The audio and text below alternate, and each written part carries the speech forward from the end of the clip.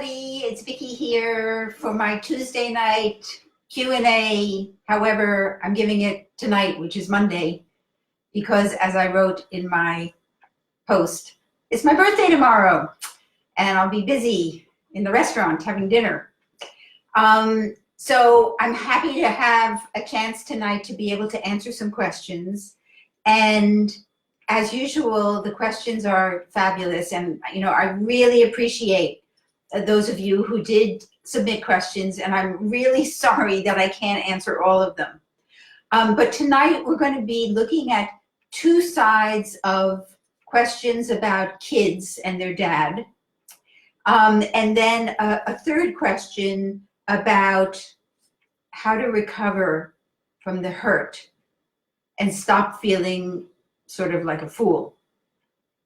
So the first question comes from Deanne, and she writes, what's the best way to handle visits around the runaway husband without giving the children the message that what their father did was okay? I try to hide my feelings and pretend everything is okay for the sake of the children who are 18 and 19. I'm trying to take the high road.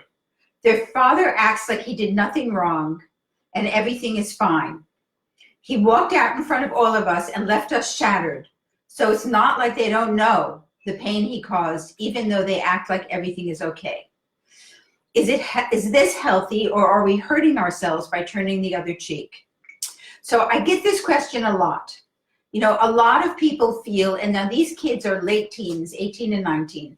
A lot of people feel as though it's really important to make clear to the children how wrong the father's behavior was. They don't want to sanction that behavior and say that it's okay. And they feel as though it's super important for the kids to recognize that it was wrong and that it was callous and that it was hurtful and that he did a bad thing. On the other hand, these kids are going to spend a weekend with their dad, and maybe with their dad and the other woman, and they're entitled to have a relationship with their mother and with their father. So in this case, where the kids are this age and they sound as though they're comfortable going to visit their father, they're aware of what happened, they saw what happened, they saw how devastated the mother was, I think that Deanne is doing the right thing by trying to take the high road. It's always a balancing act. I know in my own case, my kids were intimately involved in the whole process. They knew everything that was going on, but they were 10 years older than these kids. And so they were independent adults out on their own. And that's just where they were at. But these are teenagers, and the mother has to, send them off to stay with their dad, and they seem to be doing okay. I truly believe that what goes around comes around, and that in life, these kids, when they're older and when they're ready, they're going to think back and remember what happened. And they're going to be able to know that what my dad did wasn't cool. But I think that it's right for the mother to not intervene and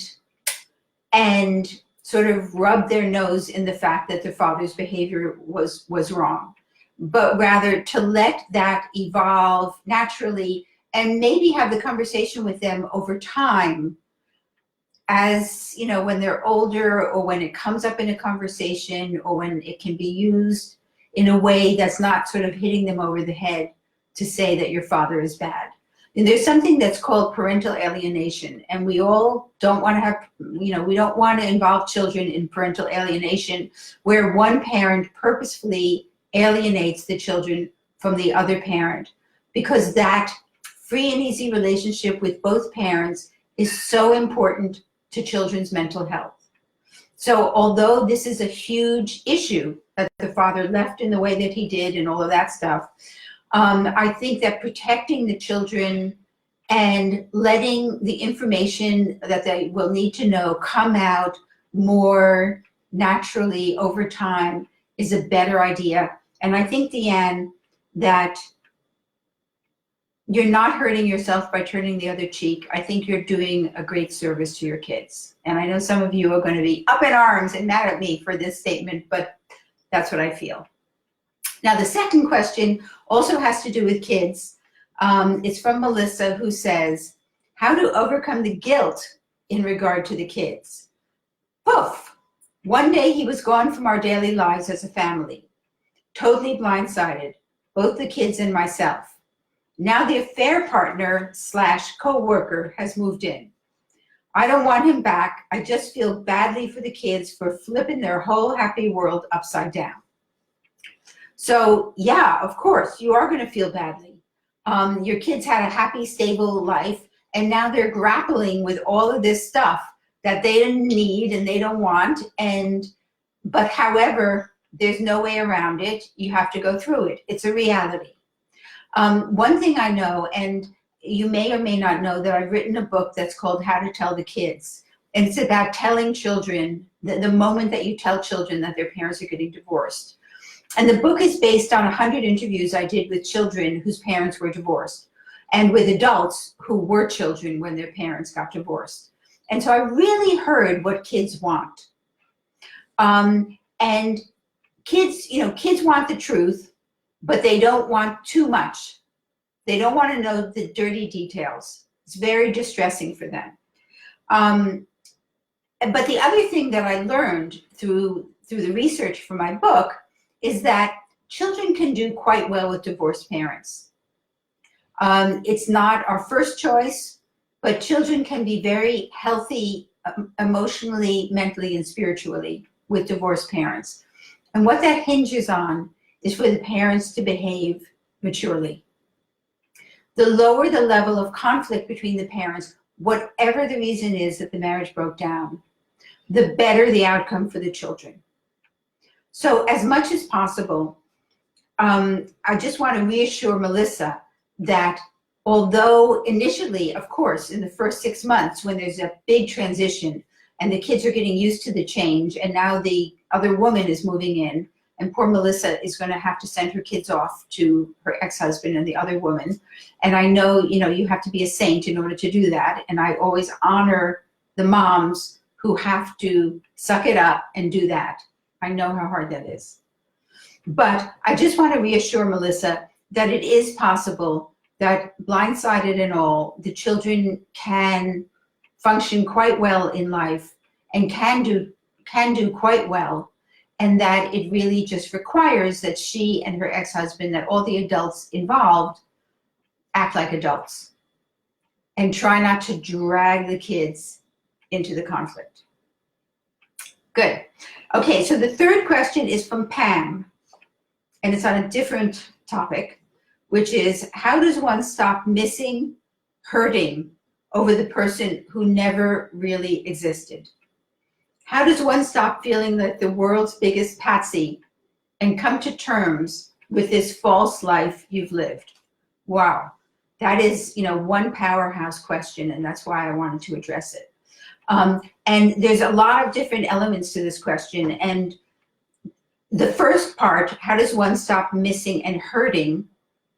That's really the basis of all of our work, to try to help you stop hurting and missing. And one of the ways that you can work on that, well, first of all, you have to detach. When the husband leaves, you're very attached. He's off living his life. He's not so attached. He's not thinking about you day and night, but you're deeply, deeply attached. And he's colonized your thinking, and you're thinking about him constantly, and you're mourning, actively mourning the life that you no longer are living. And mourning is a process that takes time. We know that when somebody dies, you'll suffer first quite acutely for the first, depending on who it is, period of time, and then slowly the pain stops. And that happens with us too in the Runaway Husbands community. But the thing that I'd like to suggest for all of us, and this is so important, is to do more daily self-care activities as a way of healing the hurt. And by that I mean devoting from 10 minutes to a half hour a day, doing things that we know are healing activities, like meditation, And we have a link to a meditation group that we have online on the services page of our website if you're interested in meditation. Either meditation, silent meditation, or meditation, a guided meditation, listening to an app, listening to somebody speak to you and help you focus. Meditation, yoga, tai chi, walking, but not like walking the dog or walking to the store, but mindful walking. Communicating with the trees, being aware of the grass, being aware of looking at the color of the snow, if you're up here in Canada in February, and thoughtfully walking in a meditative kind of way. Doing these kinds of self-care activities are so important. And if you incorporate them into your life, you will start to be able to turn that focus from him to you. Now, the second part of Pam's question is stop feeling like the world's biggest patsy and come to terms with the false life you've lived. Well, I don't think your life was false, and I know my life wasn't false. That was a real life you were living. And you're not a patsy and you're not a fool. You didn't see it. It wasn't clear. Either there were like no signs, or there were signs, but you didn't know how to read them because they weren't obvious and clear enough. And please be kind to yourself. It's not your fault that this happened. It's not your fault that he left in the way that he left. You're not a patsy. I want you to honor yourself.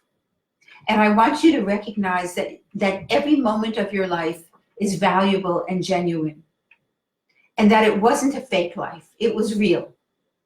It was real until he started disinvesting and until he left. But that life together was real. And don't throw it away. It's very important that you hang on to the value of that life. It's part of your precious life. And you want to be able to acknowledge it and appreciate every moment of your life going forward. So, Pam, it's not a life that never really existed. It existed. You're not a patsy. You're probably a wonderful woman. Maybe one day I'll meet you. And so that's it for tonight. I'm wishing everybody a beautiful evening, and I'll look forward to seeing you again next week, which will be on Tuesday for the Tuesday Q&A. And by the way, for those of you who sent me birthday wishes, thank you very much. I really, really appreciate it. Bye for now.